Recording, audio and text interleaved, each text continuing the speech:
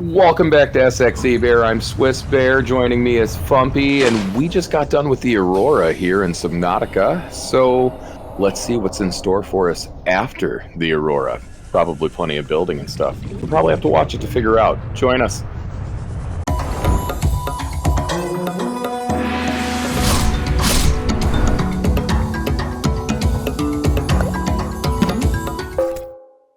So the mobile vehicle bay. So you're going to be making other things out of the mobile vehicle bay. Obviously, the thing we're going to talk about here after the mobile vehicle bay is one of the things you made in it. But your other large items also come from here. So your Cyclops will come out of this thing too. So will your prawn suit. Okay. Other than that, though, I've always hated... One, it takes up a ridiculous amount of room in the inventory. It's stupid that I have to keep spawning the damn thing. I always wondered why this wasn't just part of the moon pool. Because I feel like that's where that actually belongs. But overall, the mobile vehicle bay is what it is. I'm glad that you get it as early game as you do for what you need for it or use it for. But like, I don't know. What's your thought of this thing? The mobile vehicle, but like you said, it does take up a lot of space. And the way it shoots up, it has to be floating. Obviously, that is what it is, and you just take it apart, whatever. But it's weird that it can't be like in the moon pool, I suppose, in a sense. All of my other vehicle upgrades and everything else are through the moon pool. Why wouldn't I just be building them in the moon pool? And I suppose convenience for earlier in-game access, but like, I don't know. I lost my first one. I didn't realize that like I should fold it up and put it away. Right. I just assumed it was going to stay above me. It didn't. Or if it did, it went away. It went someplace. But I had to make a second mobile vehicle bay my first time through. So you make the mobile vehicle bay and Seamoth, baby. Tell me how you feel about having the Seamoth. You're enclosed now, at least. While I still feel like sometimes the Sea Glide is faster, the Seamoth at least gives you some sense of safety, protection, and at the very least is a really large movable air tank. I was going to say, the biggest thing for me is having that oxygen so close instead of, surfacing and getting air that way. I do really enjoy it. Me and him had this discussion while we were recording, and... of like, oh, too bad this isn't multiplayer. We could be racing these things and seeing which one's actually faster. It does seem, maybe it's just because we have things in our peripherals that make it seem like it's slower, but it does. I will agree with that. It does seem like we're a little bit slower.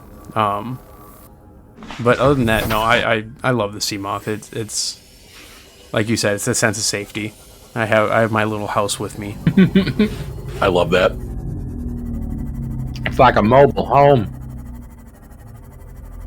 Seamoth. Who needs a home? You can have a Seamoth. So once we got your Seamoth, you already had the Depth 1 module upgrade. I think we picked that up. Yep. Oh, yeah, and the storage. On the Aurora or something like that? Yep. The what? And the storage. Mm-hmm. And the storage capacity. We also, as you'll see as we play more, so you built some of the other ones too. We're obviously skipping ahead a little bit on this idea here, but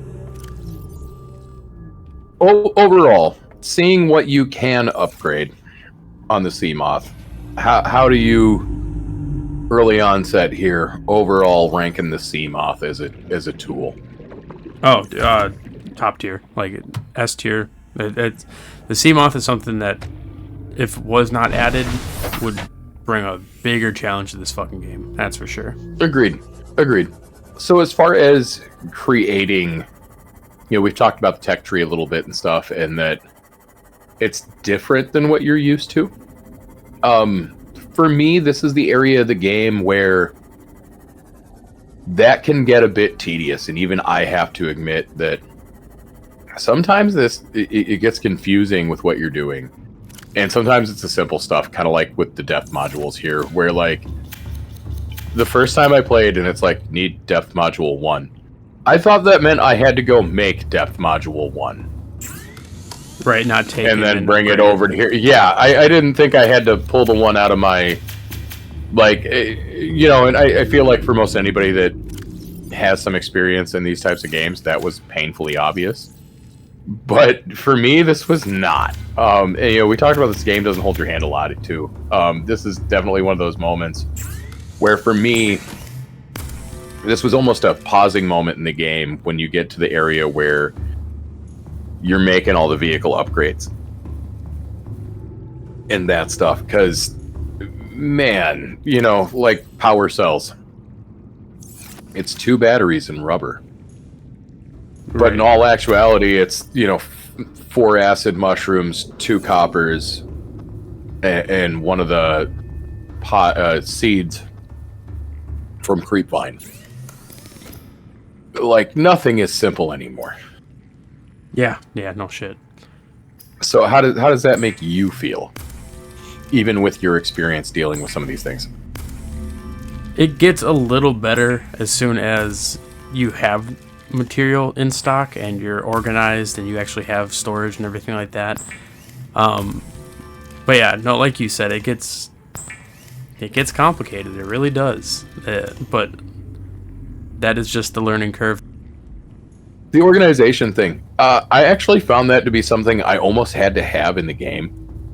Because, like, if I didn't keep my stuff sort of organized, I'd get frustrated just trying to build some of the blueprints I had. Because, like, I've got 9 lockers.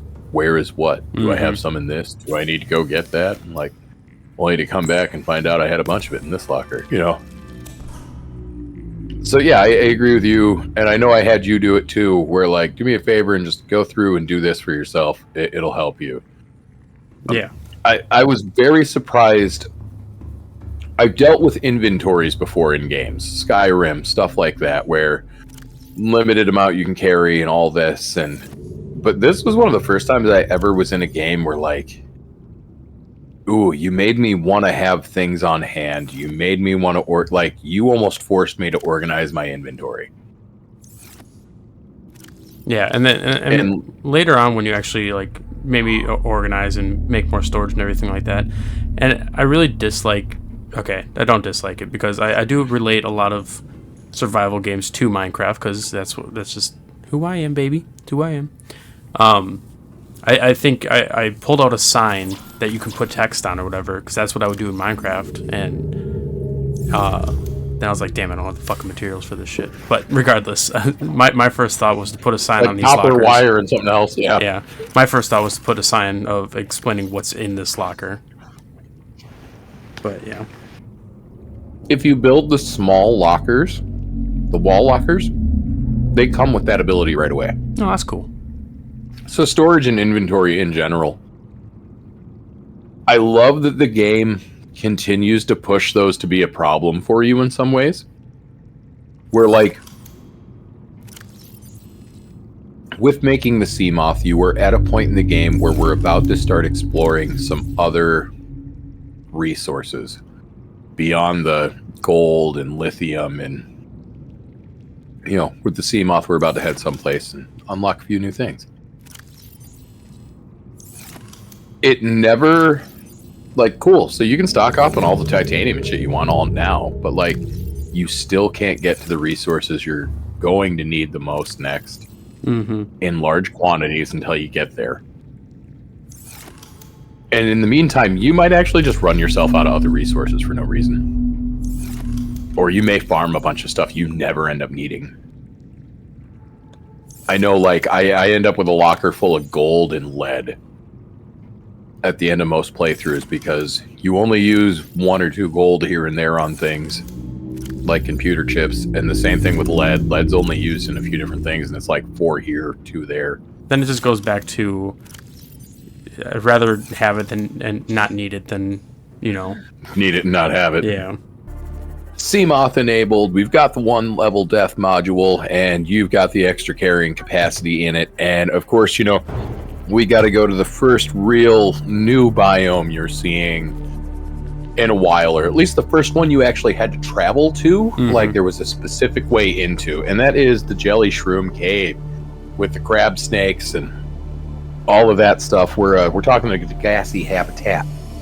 The Degassi habitat that's down in the Jelly Shroom Cave there, which is actually next to one of the early life pods. This was an interesting thing for me being with you on the playthrough, because my first time in Jelly Shroom Cave, I saw things and was like, cool, I get how this works. The nature of the creatures, the crab snakes, everything kind of just popped for me right away. You, on the other hand, let's talk about how this cave felt for you. I was terrified. This was the first time where Swiss had to sit me down and be like, buddy, listen, this ain't shit. Like, I don't know what it was. Like, obviously, you saw me go through the alien tower, and I was checking corners. I was scared. I was on edge. I was being defensive. This is the first time we were going deep. I think the deepest I've been. At the time, yes. Yeah, at the time, the deepest I've been. And all I see is these bright, beautiful mushrooms. And it was pretty, but then obviously you see the goddamn snakes hopping in and out of them, and you hear these roars, and I'm just like... And it goes back to a conversation we had in the first couple episodes here, where... What game hurt you? What game hurt me, but also, like, am I ready for this adventure here? Like, do I have what I need? Like, this... You didn't feel ready? I didn't feel ready. Like, and again, and I will say this over and over again, I'm enjoying the way that we are playing this. To some people it may be cheap, but I am genuinely enjoying the way we're playing this. And you're kind of like, I don't want to say you're pushing me into these things, but you're being like, oh, let's go here. And I'm like, okay, fuck yeah, dude. But then I'm just like, fuck, I don't know if I'm ready. Like, I don't know. Like, I'm assuming you wouldn't put me in, like, immediate danger. You're not an asshole, but... Right, but, like, as you, you encounter some danger things later, but, like, I always let you experience them, but let you know what they are. Mm-hmm. Threat level becomes a thing for you. And, like, this, I think, was one of the more hardcore times that it really kicked in. Like, the Aurora was one experience. This was another for me, because there's you being tense about what's around every corner, and there's watching you bump into everything under the sun. and wonder what you hit, and like, oh man, it was just very surprising to me how left-handed everything suddenly seemed for you. Mm-hmm. Like you could sense the uncomfortableness. And it's one of those things where, as much as I want you to do the thing, I also need you to experience some of it for yourself. Because, like, again, for me, this is cool too. Because, like I said, my first time in that cave, I went down, I saw the shrooms and was like, okay. Then I saw one of the snakes pop out, and I was like, whoa. And I just sat there for probably 2 minutes and watched. Mm-hmm. And I was like, oh, I get what's going on. And given that most things react or act a certain way, judging by their biome and, you know, where they live, that was like one of those Animal Planet moments of like, oh, cool. So, like, don't go directly above these things, and, like, they'll probably leave me alone. Yeah, my brain didn't go there. I was instantly... Again, what game hurt me? I was on defense mode instantly. I was just like, I don't know if I went to how do I avoid these things. I was more or less like, I'm not even sure if I want to. Yeah, you definitely weren't very keen on being inside the cave. Because I remember there's even a section where I tell you, like, there's some other things in this cave that, like, you know, materials you're going to want to grab and stuff. And I had to prod a little bit to get you to go explore for them. And even then, I think you picked up, like, 4 or 5 things and then bolted out. Yeah. So while we're down here in Jelly Shroom Cave, you find the Degassi habitat. And you do something I'm not expecting that we're going to talk about multiple times through this playthrough now. And the propulsion cannon. So, okay. Of all the times I have played through, I don't use the propulsion cannon a whole lot. And I know I definitely don't use it to its ability by any means. It's a tool I don't use often.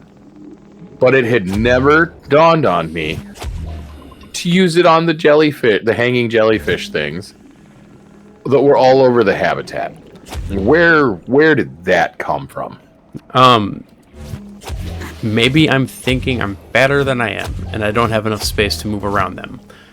And I would like to mention, I was pushing them to the side. Everything was fine. And play the clip here, because there is a time when I'm pushing these all aside. They're all fine. They kind of go dim. And then I think I swam up to one, touched it, and nothing happened. And I was like, cool, they're dead. They're I don't have to worry about them anymore. So harmless. So I just kept on doing it. So I was just yeeting all these against the wall. They're all going brain dead. Everything's fine.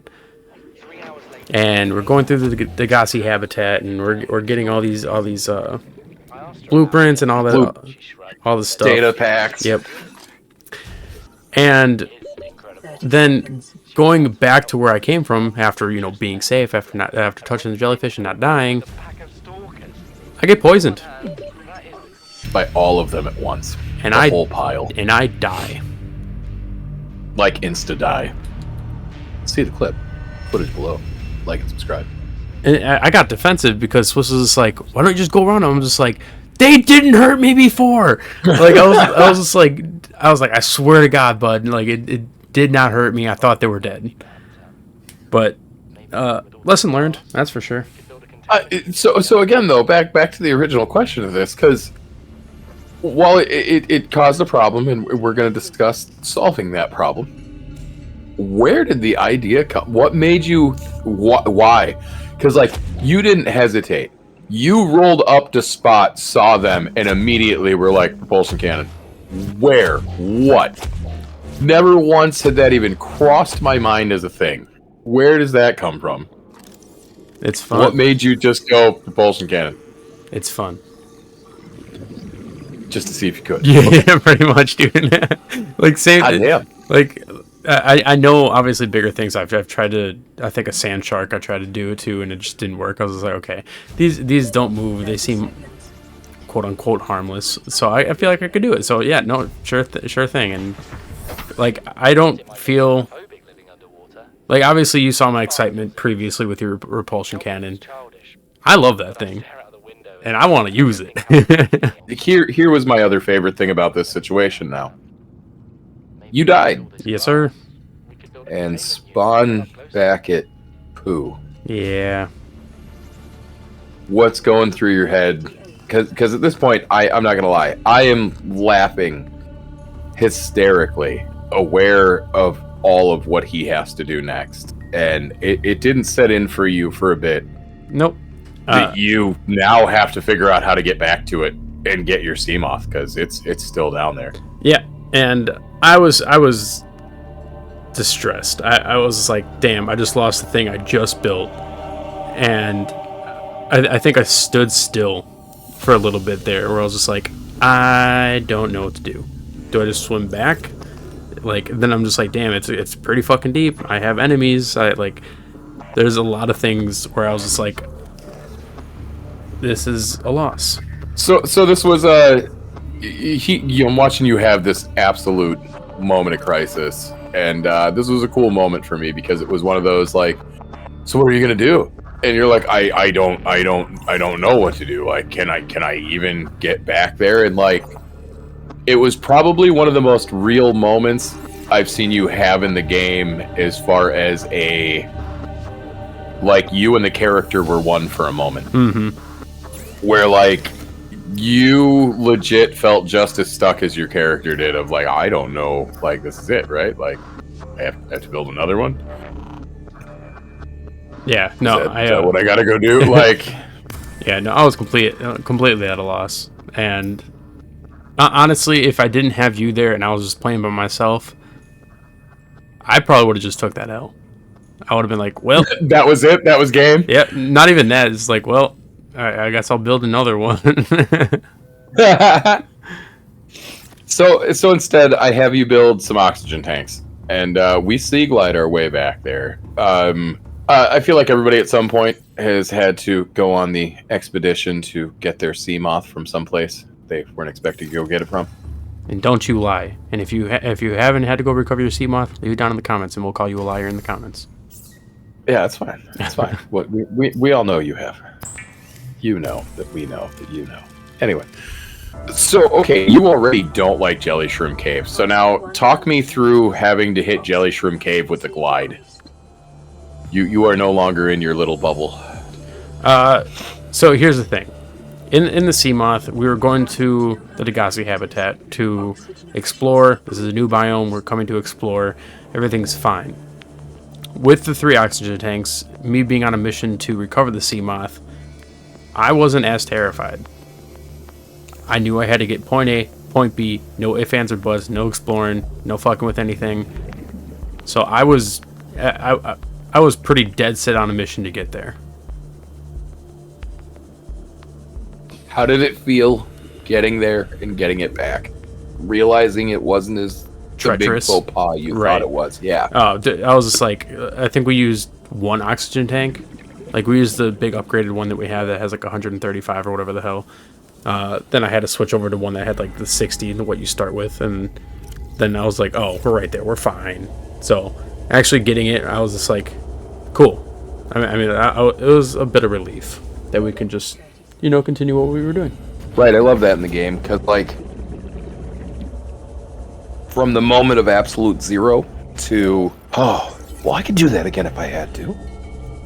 There's a little bit of hope. That could have been worse. Love the high and low that this game gives. Oh yeah, big time.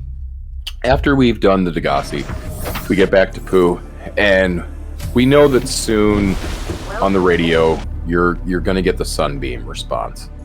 And we kind of been waiting for it. And so we get it. Aurora, we're approaching the planet now.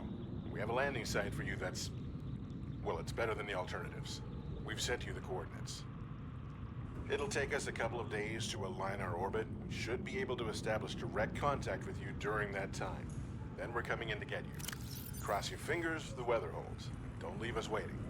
Sunbeam out. And on our way to the sunbeam, you run into something where I have to remind you that earlier you got a distress signal that was really garbled, and then said how many were alive, and it was hunting its last one, and playing partially translated broadcast. 9 new biological subjects designated. Mode. Hunting. Analyzing. Sharing subject locations with other agents. you finally come across one of these guys. Tell me about your first warper. Well, it sucked. No, I mean, because we get to the island, we're waiting for the countdown, and I think me and you at the time were freaking out because we were on the safer side of the island and we're hearing a Leviathan scream.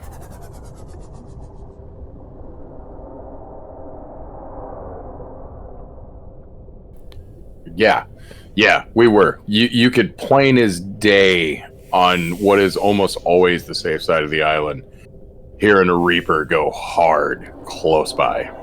So me and you were freaking out about that. So I'm like, fuck, okay, whatever. We're just going to stay in our sea moth, wait for the countdown. I think I went on the island once or twice. And then I think we were like 30 minutes countdown. I was like, okay, well, we got time. Let's go do other things. And I get in the sea moth, and you're just like, wait, did you hear that? It was like, whoom. I was like, yeah, what is that? So I turn around, and then from the bottom of the screen, right in front of my fucking sea moth, What the fuck are you? comes the goddamn warper. Eat shit, cunt. And Fuck, I what is this? practically shit my pants.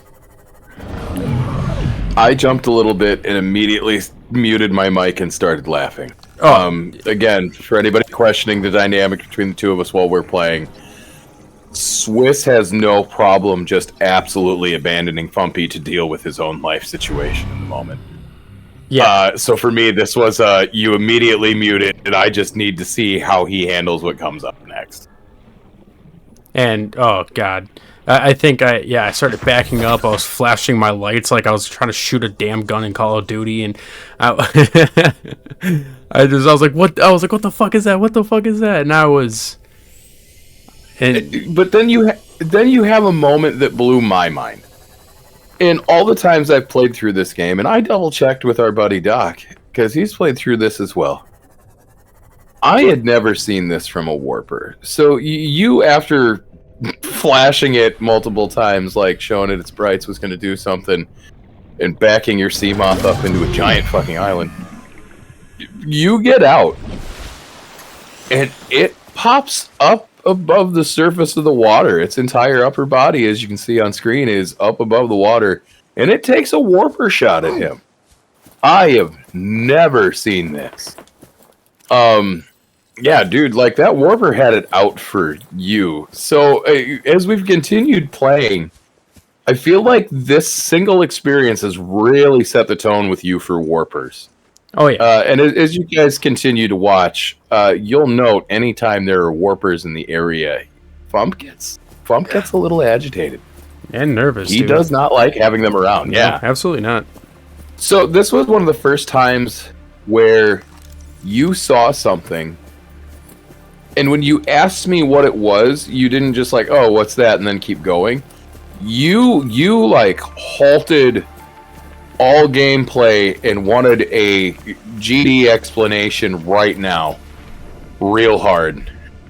And unfortunately, I had to tell you that's something you're going to find out for yourself. But what's the trigger on that? Is it just the overt visceral reaction, or what made this the first thing that you like? You need to tell me everything about it now. Okay, so gasopods, they have a defense thing where they shoot gas out their buttholes. Cool. That's normal. That's an animal-like thing. Biters, cool, they bite you. The ampiel that we'll come across in the future here. Cool, shocks you. It's all nature. It all makes sense to me. But then you get this fucking octopus-looking ass bitch that can shoot fucking portals that teleport you. And it didn't look like a goddamn fish. Like, cool, octopus-like, cool. But it also had, like, a robotic thing to it. So automatically I was just like... I guess that's what... like, why does this one have a fucking superpower? It just didn't make sense. It was Android to you right away. Like, yes. It was not natural. this was... There you go. It was the immediately unnaturalness of... Which, again, I gotta say... Unknown Worlds, developers of the game, like, hats off to you guys. Because, you know, for anybody that knows, and as we're going to find out a little bit later about the warpers, they aren't natural. We'll talk about that more later. Again, like, subscribe, stay tuned. After being assaulted by the warper, Rude. and you also randomly got bit by a biter out of the water. Yeah. Yeah, that was a weird... Like, I didn't notice it. I just thought I got hurt by a little crab thing, but then you mentioned it, and then when I was rewatching it, yeah, sure shit, there was just a... It's a biter. It was just a biter floating on land. Just chilling there. We didn't think anything of it. We just moved forward. We didn't... Land piranha. But so, the sunbeam. Now, this is another one of those interesting things. So the first time we go out to the island and you see the alien structure, you're kind of just wowed by the whole thing. I legit, the very first time I saw it, went, it's a weapon. I said it was a weapon. I immediately was like, this is a thing. Like, there's no... It's not just a fucking tower. Like, there's no way it's just a tower. And especially after going inside and realizing I only went down. I never went into that tower. Interesting. Like, then what is that tower? I never even thought about that. I came away from the island the first time immediately going, I don't know what, but you're freaking dangerous. So Sunbeam starts coming into view, and I'm gonna let you just kind of take over and give me a narration, because this is, as it started to come into view, I literally just muted and let you have this to yourself. So talk me through seeing the sunbeam and then watching it come to life. Yeah. So it was about 30 seconds left on the countdown of Sunbeam arriving to, rescue us. I believe Swiss asked me, he's just like, so what do you think of this? And automatically I was just like, okay, well, they're coming to rescue us. It's going to be a pretty short-lived game if this is what's actually going to happen. I didn't think what happened was going to happen, but yeah, so 30 seconds down the clock, and starts counting down a little bit more, and then the building itself raised a little bit, and I was like, interesting, not sure what's happening. We're going to continue watching. It rotates, so the tip of the building starts tipping and starts looking like a goddamn cannon. And audibly, here's the clip. That's a fucking I was like, gun? it's a fucking gun? I was like, holy shit. Survivor, we see you. Man, I don't know how you held out down there. We broke an atmosphere, and we're descending towards the landing site. Is that a building down there?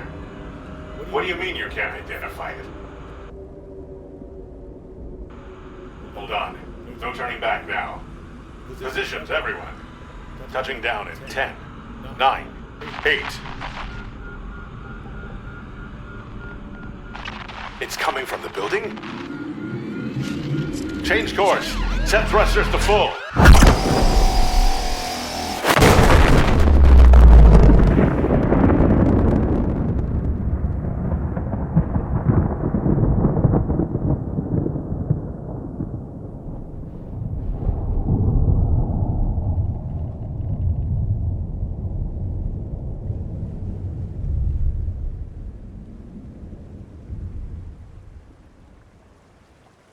That was beautiful for me to get to see you put it together for yourself. So I was waiting for that to be a moment for you. One of the biggest things for me that I did to you during it, though, was so it blows the sunbeam apart.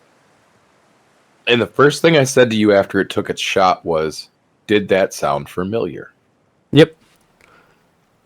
It's funny, too, because when I was replaying the clip for Bunny, he was just like, what does he mean by that? And then I had to end up showing him the original clip from the beginning of the game, like the first cutscene that you'll ever get.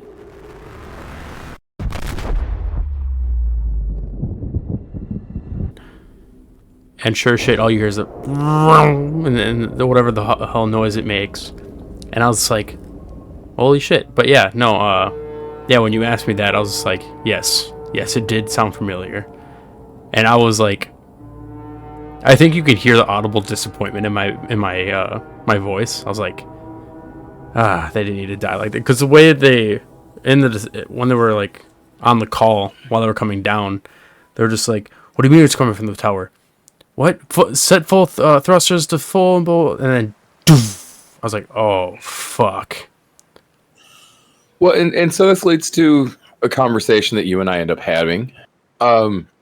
And I think that anybody that's hard into some Subnautica lore has had to ask this question at some point, and that's, okay, so the Aurora was a really big ship, and we saw what it did to it. The Sunbeam was clearly smaller. Look what it did. How many ships of varying size has that thing freaking destroyed over the years? Like realizing that most of the scavenged metal that you're finding may not actually be from your ship. Right.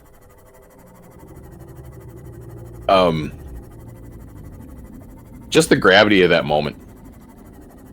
It was, again, one of those times where suddenly the game felt really, really big. Like, I felt small and insignificant in the game when I watched the sunbeam get shot out the sky, and it was like, I knew it was going to happen, but like...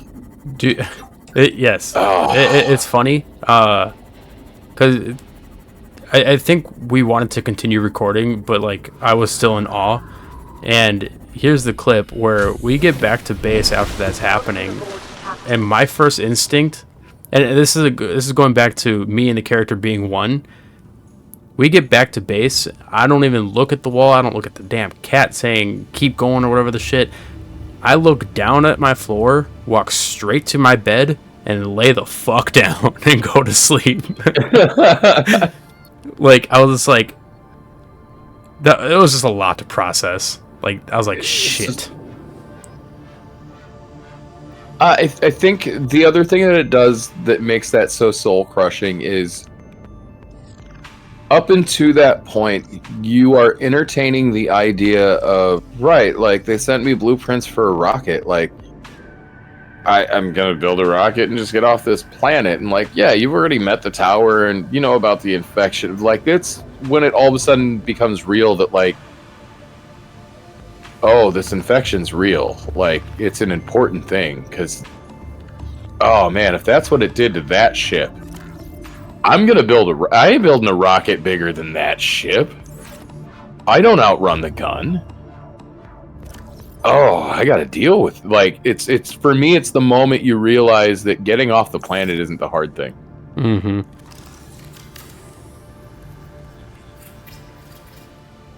Well, now that we have sea moth power and realize we are completely stranded on this island thanks to a giant alien gun, this is SXZBear from SXZBear saying, like and subscribe, it's the only way we get off the island. Please join us for the next one.